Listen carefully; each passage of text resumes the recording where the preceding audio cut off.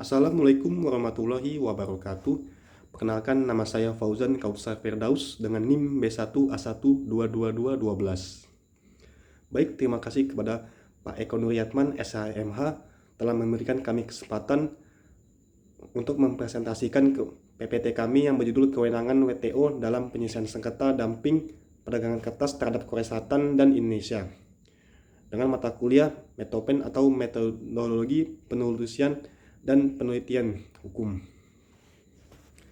Baik, latar belakang.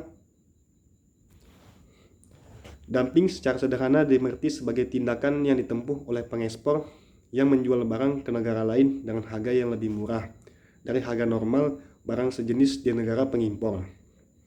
Pengertian dumping lainnya yang dikemukakan oleh Muhammad Ashari, dumping adalah suatu persaingan curang dalam bentuk diskriminasi harga, yaitu suatu produk yang ditawarkan di pasar negara lain lebih rendah dibandingkan dengan harga normalnya, atau dari harga jual di negara ketiga.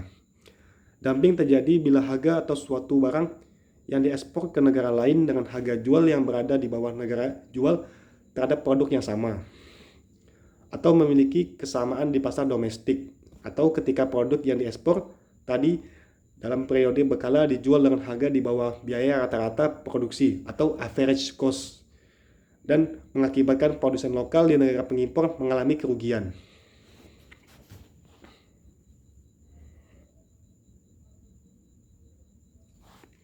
Kebijakan Indonesia dalam menghadapi praktek dumping oleh negara lain adalah dengan meratifikasi Agreement Establishing the World Trade Organization dalam Undang-Undang Nomor 7 Tahun 1994 tentang pengesahan Agreement Establishing the World Trade Organization atau persetujuan pembentukan organisasi perdagangan. Dengan ratifikasi tersebut, Indonesia kemudian harus menyesuaikan kebijakannya dalam perdagangan internasional agar sesuai dengan ketentuan WTO atau World Trade Organization, termasuk di dalamnya menerapkan kebijakan anti-dumping sesuai dengan anti-dumping agreement yang kemudian dituangkan dalam Undang-Undang Nomor 10 Tahun 1995 tentang kepabeanan yang kemudian diperbarui dalam Undang-Undang Nomor 17 Tahun 2006.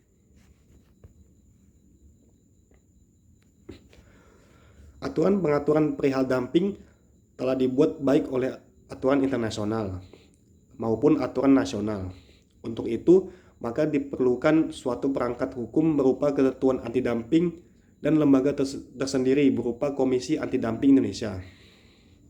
Tujuan umum dari lembaga tersebut adalah untuk turut serta berperan aktif dalam mewujudkan tatanan perdagangan dunia yang adil serta saling menguntungkan.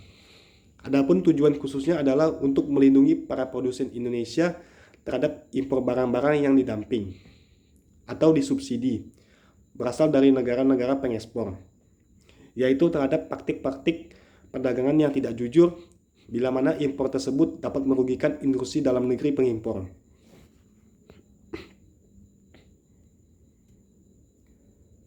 Kenyataannya, Komisi Anti-Dumping Indonesia atau KADI sudah menjalankan tugasnya dengan benar, namun masih kurang efektif karena ada beberapa lembaga administrasi dengan tahapan harus dijalani dalam proses penyelidikan hingga penetapan dalam praktiknya. Tidak semua hasil temuan dan analisis Komisi Anti-Dumping Indonesia atau KADI yang diusulkan kepada Menteri Perdagangan tersebut tidak dilanjuti, bahkan membutuhkan waktu yang lama untuk diteruskan kepada Menteri Keuangan untuk kemudian ditetapkan bea masuk anti-dumping, dan masih kurangnya pengetahuan dan pemahaman para pelaku usaha di Indonesia mengenai ketentuan anti-dumping.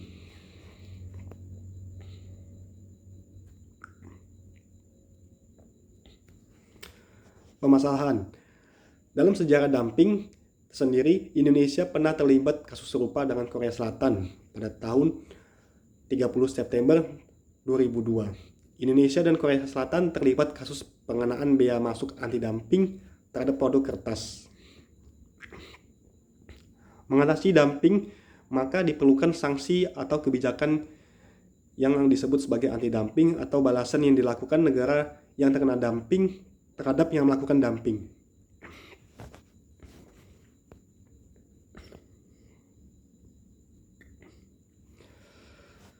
Metode penelitian. Yang pertama, jenis penelitian. Dalam penulisan ini akan digunakan metode penulisan hukum yuridis normatif dalam suatu proses untuk menemukan aturan hukum, prinsip-prinsip hukum, dan doktrin hukum. Penelitian hukum normatif dapat dilakukan terutama terhadap bahan hukum primer dan sekunder, sepanjang bahan-bahan itu mengandung kaidah-kaidah hukum. Yang kedua, pengumpulan bahan-bahan hukum. Yang pertama, poin A, bahan hukum primer adalah bahan-bahan hukum yang mempunyai kekuatan mengikat yang berupa instrumen-instrumen hukum yang relevan dengan permasalahan dalam penelitian berupa yang pertama, World Trade Organization atau WTO. Yang kedua, Undang-Undang Nomor 7 Tahun 1994 tentang pengesahan persetujuan pembentukan organisasi perdagangan.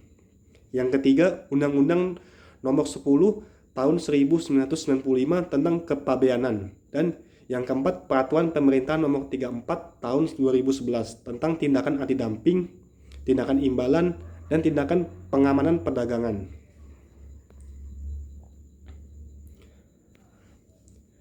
Poin B, bahan hukum sekunder adalah bahan hukum yang dapat berupa pendapat hukum dan pendapat non-hukum yang dapat diperoleh dari buku, jurnal, internet, hasil penelitian, asas-asas hukum, doktrin, fakta hukum, data statistik dari instansi atau lembaga resmi, narasumber, dan sumber lain yang berkaitan dengan masalah yang diteliti.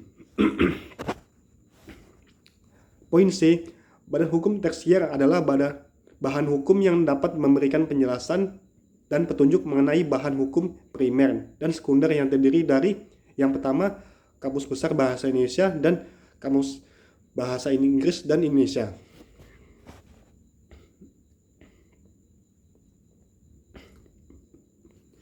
Baik, selanjutnya penelitian yang relevan.